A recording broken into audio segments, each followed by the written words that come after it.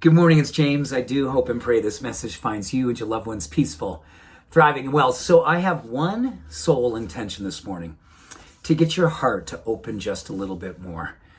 I am a huge believer that every single one of us has extra room, creating more room to express and to feel love. I'm going to share with you a quote this morning, and then I'm going to share with you a lyric from my very most favorite bands. This lyric, something you've all heard, but I think after this quote, you're going to go, oh, I'm hearing it differently. So here's the quote from Seneca, the Stoic philosopher. I can teach you a love potion, made without any drugs, made without any herbs, or any special spell. I will teach you how to be loving, loved, and love. Teach you how to be loving, loved, and love. Remember the Beatles song, In the End, the love you take is equal to the love you make? Went on to say, love, love, love. I'll spare you the rest. Oh, I've been thinking a lot about love lately.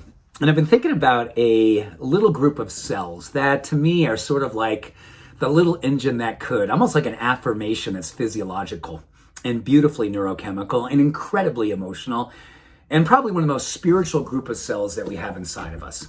They're called neurocardiology cells. They're thinking cells, feeling cells that happen inside of our heart. And there's not very many of them. In fact, the amount that's happening here versus the neurons that are happening up here is literally like 1,000,000 to 1 or 1,000,000,000 to 1. It's that dramatically different. But these little cells, these groups of neurocardiology cells, have an incredible effect of overwhelming and then indwelling our mind, overwhelming any belief of what's not possible. And I think this is a question that all of us are asking these days. How do I channel love in such a way that I can overcome anything that's in my way? How do I channel love in a way that can overcome and overwhelm and overtake anything that's in the way? This is a time for heroic social activism.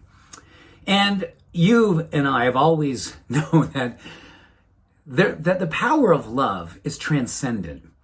But there's also a challenge these days with love, right? When we feel often, if not more often than we're used to or ever would want to, the sense that love is getting lost more and more these days.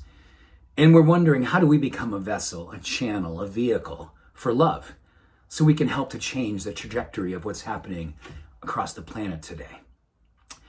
You know, these cells respond to a very beautiful, simple practice. The simple practice is this.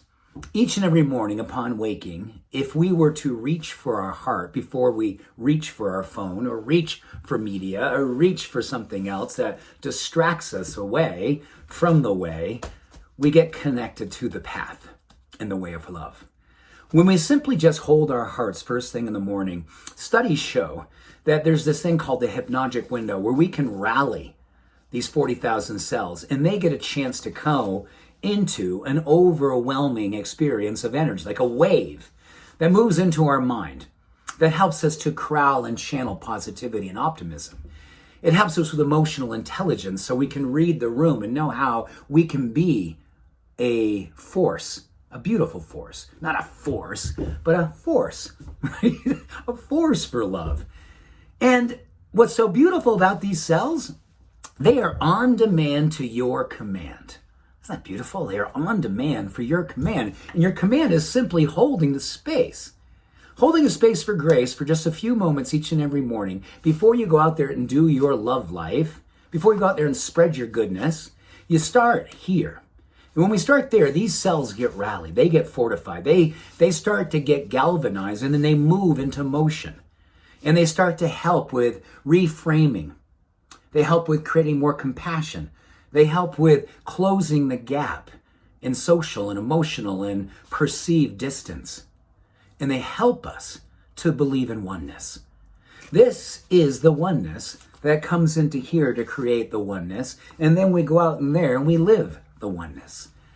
Neurocardiology cells, think of them in that scene in Braveheart, where the small army is at the bottom of the hill, and they're looking up and going, oh my goodness, look at that. There's just an overwhelming darkness and scary stuff.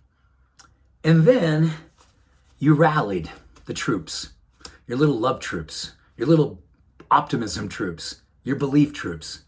And they, in turn, feel it's possible to go up and overtake the darkness, to be the light, to shine the light, to overwhelm with love, and create a life for all that is achievable to experience love. Love doesn't know any religion. Love doesn't know any political party. Love doesn't know any sexual orientation. Love is love is love is love. There's no difference. It knows only love for all of those loves and all of those orientations. Whether we believe or not believe in the power of love comes into whether or not we are fully willing to stand and experience its power for ourselves.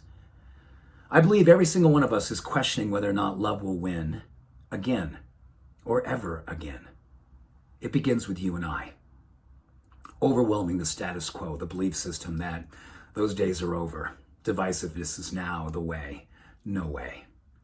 Let us be the oneness. Let us achieve what we know in our heart to be true for me and for you. Much love. All blessings. Have an awesome day. Bye for now.